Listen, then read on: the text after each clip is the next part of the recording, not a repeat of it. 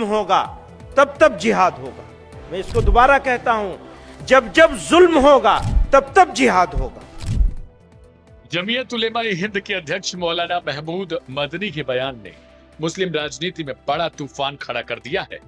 भोपाल के एक कार्यक्रम में महमूद मदनी ने कहा, जब जब जुल्म होगा तब तब जिहाद होगा। मदनी ने आरोप लगाया कि इस्लाम के दुश्मनों ने जिहाद जैसे पवित्र विचार को हिंसा के रूप में पेश किया है, लेकिन जिहाद का मतलब अन्याय और जुल्म के खिलाफ खड़े होना है। ये बयान ऐसे वक्त में आया जब देश भर में पहले ही सीएए को लेकर तमाम तरीके के बयान वायरल रहे और मुस्लिम राजनीति में अब नए समीकरण भी बन रहे हैं। महमूद मदनी ही नहीं, उनके चाचा मौलाना अरशद मदनी भी हाल ही के दिनों में बयानबाजी में बेहद आक्रामक दिखाई दिए थे। अरशद मदनी ने अल फलाह यूनिवर्सिटी पर हुई कार्रवाई को मुस्लिम संस्थानों को डराने की राजनीति बताया था। उन्होंने कहा था कि न्यूयॉर्क और लंदन में मुसलमान मेयर बन सकते हैं, लेकिन भारत में एक यूनिवर्सिटी का चांसलर भी मुस्लिम नहीं बनने दिया जाता।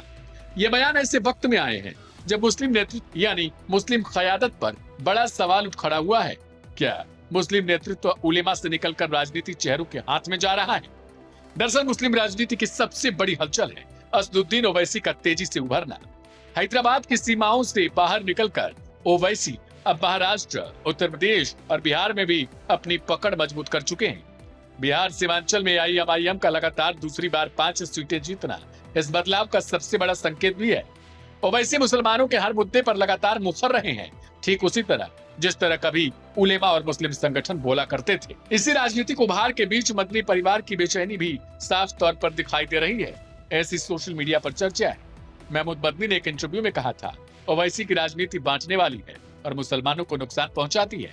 उन्होंने ओवैसी की रैली में जुटने वाली भीड़ को पागल लोगों का मजमा तक कहा था। दूसरी तरफ ओवैसी के समर्थकों और एआईएमआईएम नेताओं ने तुरंत मोर्चा खोल दिया और मदनी पर हमला बोला कि मुसलमानों के मुद्दे पर वे चुप रहते हैं और सिर्फ बयानबाजी करते हैं। मुस्लिम राजनीति पर नजर रखने वाले विशेषज्ञों का भी कहना है कि ओवैसी के बढ़ते कद से मदनी परिवार का दबदबा कम होने लगा है। आज तक की एक रिपोर्ट के मुताबिक वरिष्ठ पत्रकार सैयद कासिम का कहना है कि मुस्लिम क़यादत दशकों तक उलेमा और संगठनों के हाथों में रही, जमात इस्लामी हो या फिर जमीयत उलेमा हिंद, लेकिन अब मुस्लिम राजनीति पूरी तरीके से बदल रही है और ओवैसी मुसलमानों के बीच एक नए राष्ट्रवादी नेतृत्व के रूप में उभर रही है।